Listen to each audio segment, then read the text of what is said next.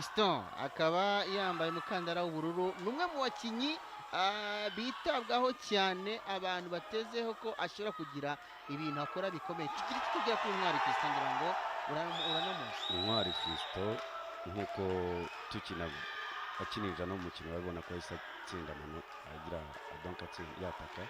Fiston n'umwana udatinya witwa Mouhamat.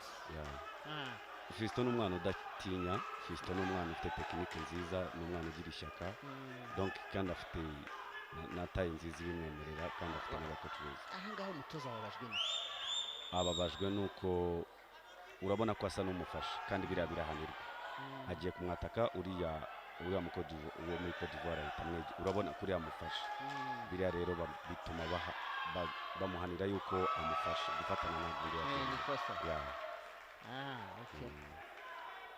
Fiston wagiye uvuga ko ari umwana utagira ubwoba uri aggressive ukuntu umaze kubona muri iyi minota ibiri uburyo arimo yitwara arasabwa iki ngo atsinde mu Cameroon? Ni timing kuko buriya ntabwo arajya mu mukino urabibona. Fiston ndamuzi neza, ni timing kandi ari amanota aramutsinda ndabizi. Aramutsinda kubera ko mufitiye icyizere, ni umuntu ukoresha contre attaque cyane. N'abakina n'umunyagine Mouhamat ariya nako bagenzi be barimo baramusapotinga.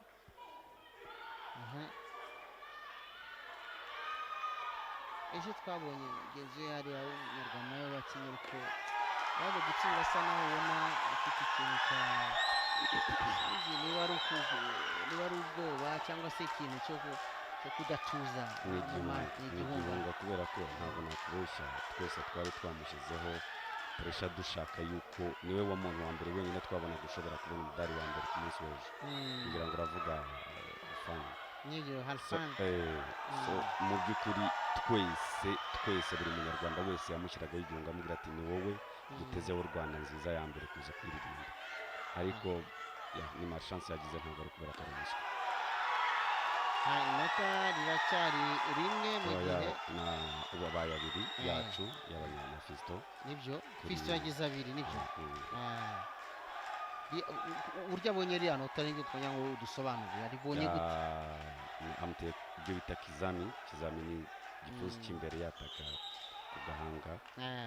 So kubera ko bisaba kugira ngo wiyoroshye ube nka elastic, arinaga akamukoraho rero ni kuri amutanzi. Okay.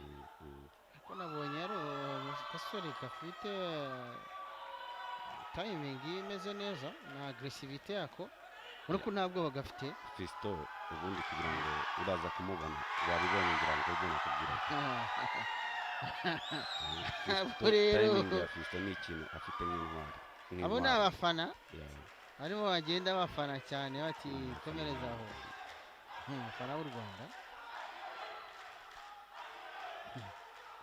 ariko rwose afite n'ikintu cya confidence ari ubundi competition nk'iy'urwego iriho iyo uri umukinnyi nka Fiston ari ubwa mbere winjiye muri equipe nationale ukabasha gukina gutyo, ubundi ikintu cyica abantu benshi ntibaba babuze tekinike. Yamaze kugira amanota 3 hariya none dusobanura uburyo abonye iriya nota. Still nanone akoze nka bimwe bya mbere ibyo bita kizami, aramutanga akamukubita ku gahanga cyangwa wayibonye ngira ngo contre attaque hariya ni amanota 3 deja cyangwa ibyo bita musaza hano rwose akubita ikivugirizo. Musaza akubita ikivugirizo hariya umugabo ariko yavunitse ariko nawe gusa ari tushaka buriya yaba ari amayeri biriya bashobora kubimuhanira, ariko bigaragara kuko no kuva kare na match igitangira hari ahantu basa n'abafatanya naho bahamye Fiston basa n'abagonganisha amavi. Bishoboka rero kuriya aba bafite utuvune twavuye muri entraînement twakeriye agakozeho gato yakarengera kakabyuka kararyana cyane. Aka rero gashobora kumushegesha kagatuma atabasha kuzamura neza imigeri ye. Yakora kugira gifite ikibazo byanga bikunze. Abafana hano rwose bafana cyane. Turebe Fiston Ntwari yose timing yewe nabonye none se hariya ko yamusanze hasi tayari urabona yamusanze hasi ariko byari musaza ahita kwita ikivugizo tora umuntu binashoboka ko yaba ari nka papa wongera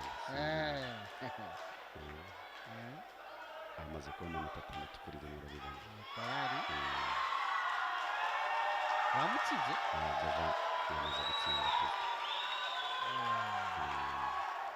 oya n'umuhanga bitagenze nabi uyu mwana ubundi umudara arayifite ntabwo nabikoresha kuko baramubwira muti wowe reka gufatanya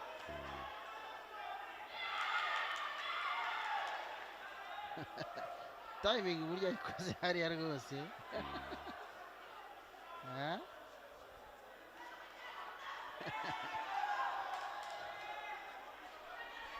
afana hano rwose ishimiye uburyo Fiston arimo byitwaramo. This is the young boy Fiston representing Rwanda, really with the 6 points.